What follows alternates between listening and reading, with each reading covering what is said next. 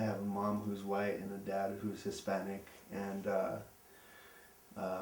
my dad is the one with the last name that I have, which is Rougemont. So it's kind of funny because I have a Hispanic French last name, or that's what I am. And my mom, she's a white girl, but she definitely has the best New Mexican cooking skills.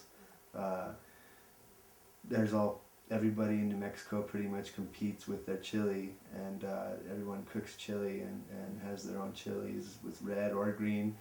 But my mom, being white, probably is one of the best cooks with New Mexican food, especially green and red chili. Um, all my friends used to always come over and eat her chili, and all my family members always come over to eat it too. And I remember my friend Sage coming over to eat her chili all the time, and he could pretty much eat the hottest chili out of anybody that I know, even all the Hispanic people, and that's why we call him Culo de Fuego. I have a brother who's in prison, and I always talk to him pretty much every Sunday, and he tells me how much he misses my mom's cooking too.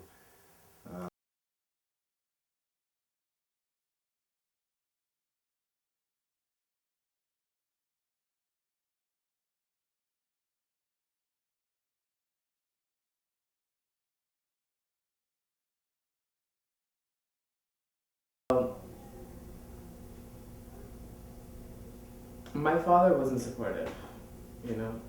My father didn't really say much, and he still really doesn't say much in general. And if he does, it's like pretty harsh.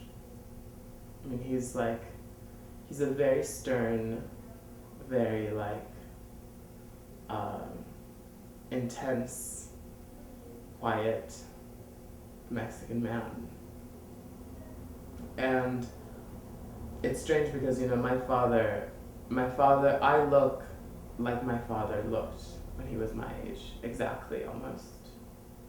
And when he was growing up, he used to have this nickname they used to call him Boni, which is short for bonito, which means pretty boy, you know? And he used to wear like really tight pants in the 70s, like he used to be like really, really,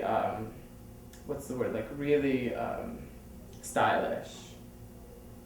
And he was really poor, you know, so like to be stylish you had to like work.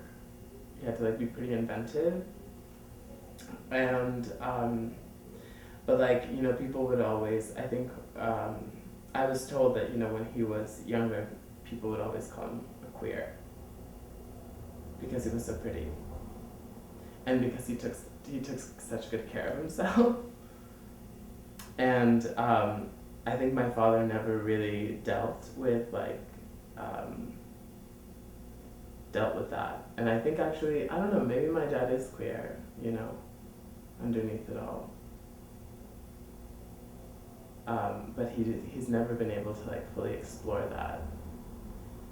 And, you know, my father my parents had me at a very young age, so like, when my father was 26, I was 6, which is my age now. I'm 26 now.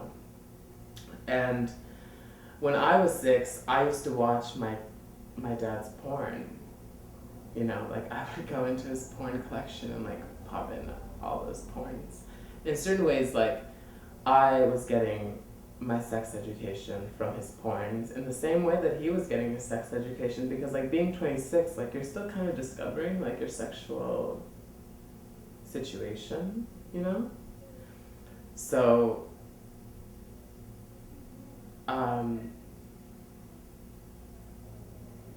you know, my father and I, we didn't meet I had never met him until I was 6. And he was like this myth, and I was like actually kind of scared of him because I'd heard a lot of stories about how violent he was towards people and towards my mother. um, and how like crazy and mean. Like he was really, really full of like angst towards the world, and um, and he would take it out on other people. Um, and supposedly that angst comes from the fact that his own father died at a very young age. But uh, so when we first met when I was 6 and he was 26, um, we had this relationship that was like immediately obviously parental, and also like there was like this fear and this attraction, and that fear and that attraction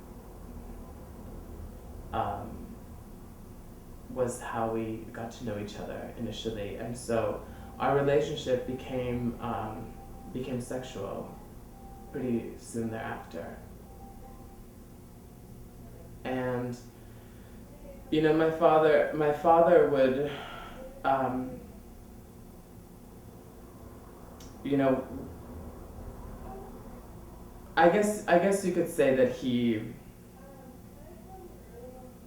he would crawl into my bed like every Sunday, and we would have conversations, and he would touch me,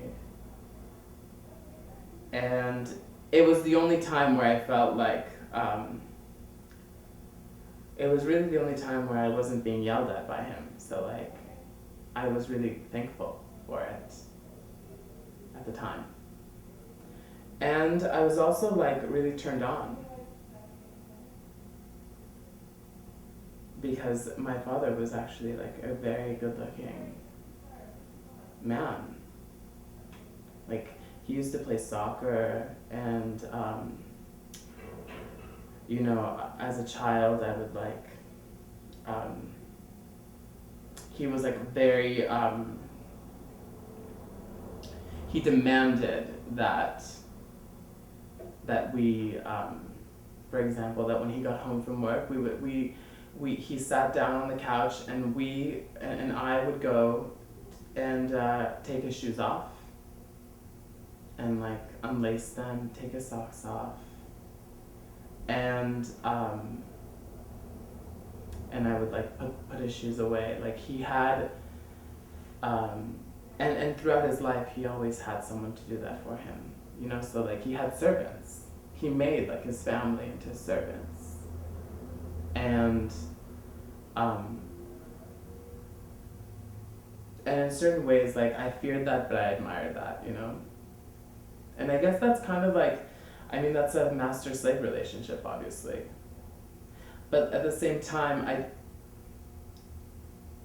I've chosen not to really read it in that way, I guess.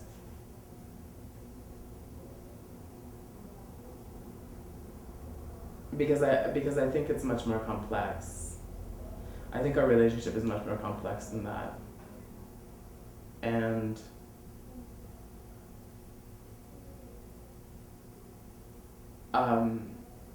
but it's interesting. It's interesting that, for example, I've never formally like told my father that I was gay. And part of the reason why I haven't done that actually is because how do you tell the person the man, that you first loved as a man for being a man, that you're gay, Like I don't think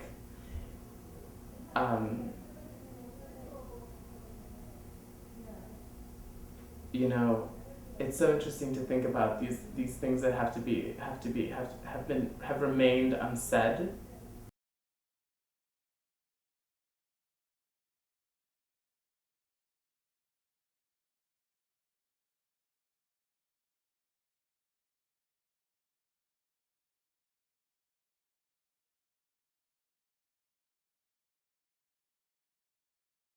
Usually when I go to jail, it's because I was drinking.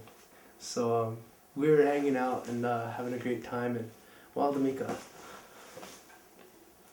short story long, I ended up in jail, dressed up in my nice club clothes, you know, button-up shirt, you know, nice watch. Of course, when you go to jail, they take off the watch and stuff. And I was just there in like booking, you know, they just kept a bunch of us there, and it just so happened there was a bunch of Mexicans, you know, and they're all like hanging out, so they like do the lights out thing, and I'm laying down in Bernalillo County Detention Center with a bunch of Mexicans, and I'm Mexican myself, you know, I speak Spanish, kind of, you know, I understand it, but Mexican Spanish is a lot different than Northern New Mexican Spanish, you know, having a dialect stuck here in Santa Fe for 400 years, you know, we speak, and then we have Native American words, you know, so like being from Mexico, or being New Mexican and being Spanish, you know, there's Spanish people in Mexico, and there's like native South American Indians over there. And well, when you're in jail, you know, you're kind of classified by what you're wearing and how you look. And I was wearing nice business, but, you know, going out to a club, and I fell asleep, you know, I'm laying there like this. And I hear these Mexicans in there just all talking in Spanish, and one of them was like, míralo ese gringo, you know, eso gabacho, lo vamos a robar los zapatos cuando está durmiendo. And I'm like, that fucker wants to take my shoes off when I'm sleeping, because that's, you know, what he's talking about. And I'm turning over, okay, I'm not really sleeping, you know, I'm awake, but he thinks that, of course, I don't understand him because my short hair, you know, light skin, I look a lot different, dressed different, you know, just dressed different. Basically, we're the same people, you know, we're all from here, and, you know, people that live here are from here too, you know, a lot of our white friends become Hispanic by osmosis, just like I became Anglo by osmosis, American by osmosis, to this Mexican guy. And I'm laying down there, and he's like, míralo, chavo, shh. Starts whispering, you know, little lullabies, trying to get me to go to sleep. And finally, I told him in Spanish, pruébame, cabrón, pruébame ahora cuando está abierto, when I'm open, when I'm awake.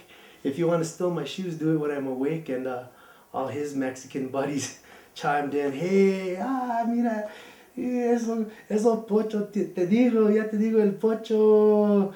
And, you know, the guy was kind of embarrassed because he, of course, thought I didn't know what Spanish he was speaking.